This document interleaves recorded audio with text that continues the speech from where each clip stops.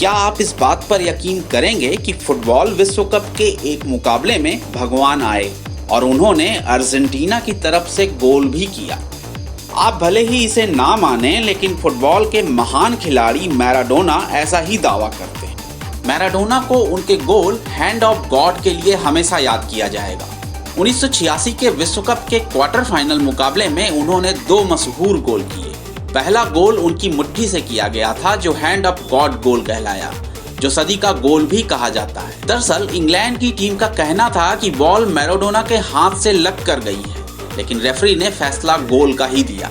England इस गोल की वजह से मुकाबले से बाहर हो गया और अर्जेंटीना सेमीफाइनल में पहुंचा, फिर खिताब पर कब्जा भी किया।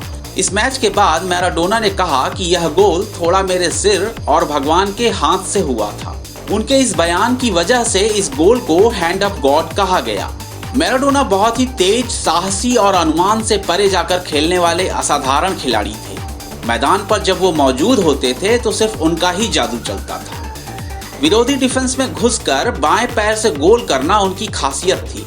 उनके साथी खिलाड़ी कहा करते थे कि मैराडोना दिमाग से सोचते थे और पैरों से उसे मैदान पर सच करके दिखाते थे। मैराडोना ने शोहरत का शिखर देखा तो बुरा दिन भी देखा। वो न केवल महान फुटबॉल खिलाड़ी थे, बल्कि सबसे महंगे खिलाड़ी भी थे। साल 1982 में उन्होंने स्पेन के बार्सिलोना क्लब के साथ डील की थी, जो आज की कीमत के हिसाब से करीब 56 करोड़ के बराबर थी। फुटबॉल प्रेमियों के लिए वो फुटबॉल के भगवान थे। उनके लिए वो आज भी अमर हैं। मैराडोना को खेलते देखना किसी सुखद एहसास से कम नहीं था।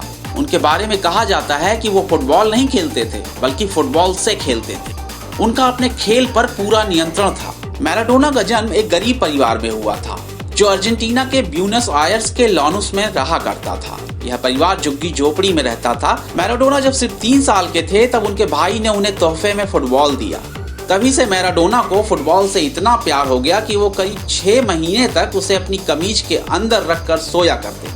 10 साल की उम्र में उन्होंने रोजा एस्ट्रेला क्लब के लिए खेलना शुरू कर दिया। अर्जेंटिनोस जूनियर्स के छोटे से क्लब ने उनकी प्रतिभा को पहचाना और उन्हें 15 साल की उम्र में प्रोफेशनल कैरियर की शुरुआत का मौका दिया। साल 1981 में उन्हें बोका जूनियर्स के साथ खेलने का मौका मिला।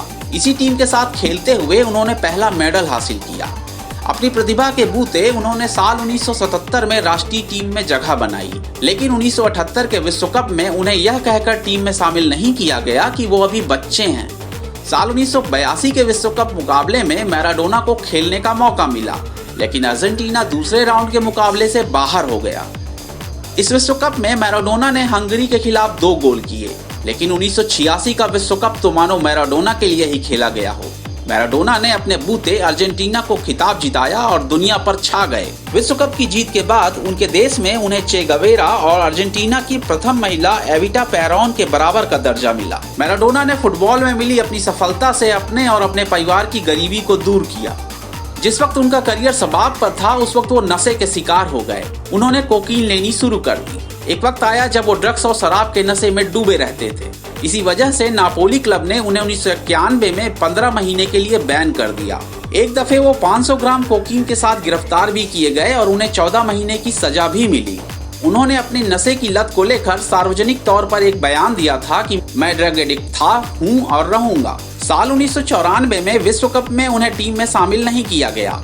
साल 1997 में उन्होंने अपने जन्मदिन पर संन्यास का ऐलान कर दिया।